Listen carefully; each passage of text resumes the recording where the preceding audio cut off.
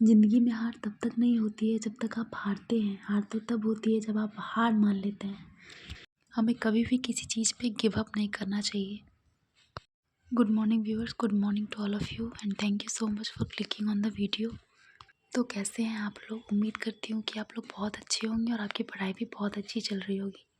तो आज के पहले स्टडी स्लॉट में मैंने मैथ्स को स्टार्ट किया है। मैथ्स में अभी मेरा टॉपिक ज्योमेट्री चल रहा है। उसमें मैं ट्रायंगल्स के क्वेश्चन सॉल्व कर रही हूँ। और मैथ्स पढ़ने के बाद मैंने पढ़ा रीजनिंग, और रीजनिंग में मेरा टॉपिक मैथमेटिकल ऑपरेशन था। इसके क्वेश्चंस भी बहुत इजी आते हैं, सॉल्व हो जाते हैं। और रीजनिंग के बाद मैंने पढ़ा इंग्लिश, और इंग्लिश में भी मैं क्वेश्चन सॉल्व कर रही हूँ, एरर के क्वेश्चन सॉल्व कर रही हूँ। और जो क्वेश्चन मेरे गलत हुए उनको मैं नोट डाउन कर रही हूँ। एरर बेस्ड जो क्वेश्चंस थे उनमें नॉट ओनली और बट ऑल्सो रूल से रिपीटेड ज़्यादा क्वेश्चन थे, और उसी में मेरा कुछ गलत भी हुआ जिसको मैंने नोट डाउन किया। और इंग्लिश पढ़ने के बाद मैं चली गई नहाने के बाद पूजा पाठ किया और चली गई किचन का काम करने।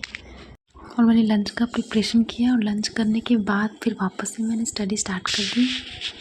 उसके बाद मैंने फिर स्टार्ट किया केमिस्ट्री पढ़ना, और केमिस्ट्री में मैं अभी मैटर के बारे में पढ़ रही हूँ। इसमें मैंने पढ़ा classification based on chemical composition. तो ये दो टाइप का होता है क्लासिफिकेशन, प्योर और इम्प्योर में होता है।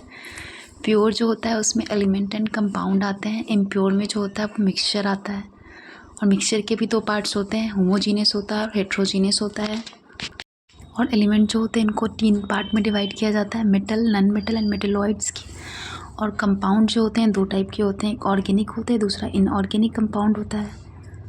और एलिमेंट इसको कहते हैं जो सब्सटेंस बने होते हैं सेम टाइप ऑफ एटम से, उसको कहते हैं एलिमेंट।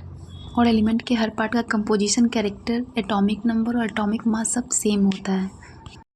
और मेटल जो होता है good conductor of heat and electricity, दोनों का ही गुड कंडक्टर होता है। और ओर के एक्सट्रैक्शन से हमें मेटल मिलता है। मेटल मैलिएबल होता है, डक्टाइल होता है, डेंसिटी उसकी मैक्सिमम होती है, और मेल्टिंग बॉइलिंग पॉइंट दोनों ही हाई। जनरली सॉलिड होता है, लेकिन इसका एक एक्सेप्शन है मरकरी, जो कि लिक्विड मेटल। और मेटल्स का स्थान पीरियोडिक टेबल में लेफ्ट पार्ट में होता है।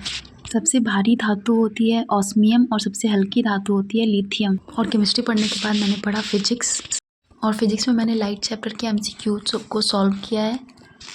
रेड लाइट को डेंजर के सिग्नल में क्यों यूज़ किया जाता है? तो उसको इसलिए यूज़ किया जाता है क्योंकि वो बहुत कम स्कैटर्ड होता है। In the visible spectrum the colour having the shortest wavelength is violet colour. Refractive index of water 1.33। और लाइट के स्कैटरिंग के कारण क्या क्या होता है? तो ब्लू कलर ऑफ स्काई होता है, reddening of sun at sunrise and reddening of sun at sunset. दोनों ही टाइम में रेड दिखाई देता है, वो स्कैटरिंग के कारण ही होता है। और इसके बाद मैंने की टाइपिंग। वीडियो में दी गई जानकारी अगर अच्छी लगे तो वीडियो को लाइक करें, शेयर करें, सब्सक्राइब करें। Thanks for watching.